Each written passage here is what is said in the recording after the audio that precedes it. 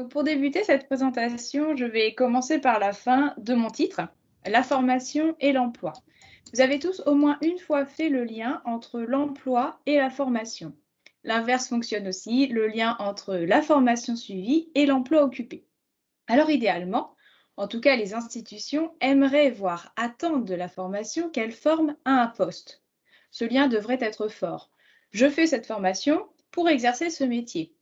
Sous-entendu, et cela va de soi, je me forme, donc je suis capable d'exercer ce métier.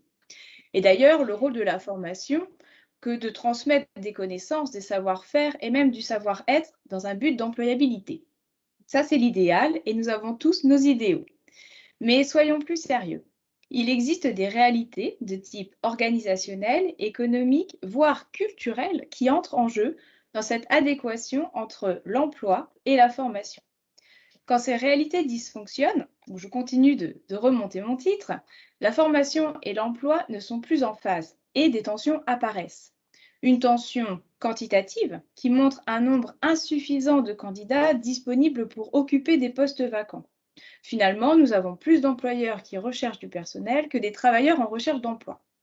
La formation n'est pas sans reste. Elle aussi manque d'élèves. Les classes se vident, c'est un problème d'attractivité des métiers, de l'emploi, mais aussi des formations.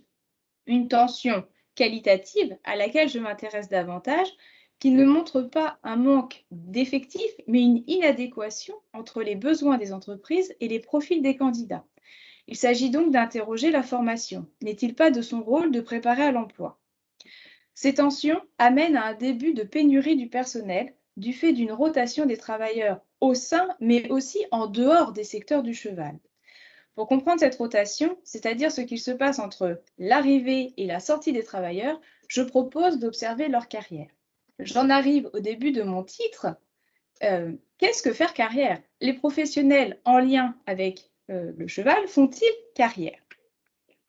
Alors, rendre compte des carrières, c'est à la fois considérer le parcours des individus par des données factuelles, telles que la formation suivie, les postes occupés, les statuts. Cela, je le fais par l'analyse de curriculum vitae, 1117 au total. Objectivement, il est possible de dresser des types de carrières, les carrières linéaires, plurisectorielles, etc. Mais cela ne permet pas de comprendre le choix des individus. Pourquoi font-ils cela?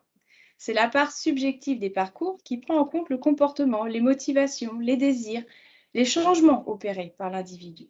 À l'analyse des CV s'ajoute donc l'analyse d'entretien auprès de 12 professionnels, des salariés, des employeurs, des formateurs, pour comprendre le déroulement des parcours. Mais au fait, le saviez-vous? Le mot carrière est lié au vocable de l'équitation. En 1534, ce mot apparaît pour désigner l'espace où l'on fait courir les chevaux. Un siècle plus tard, ce mot évolue pour désigner la voie où l'on s'engage dans la vie et enfin pour désigner une profession qui présente des étapes. Je vous remercie.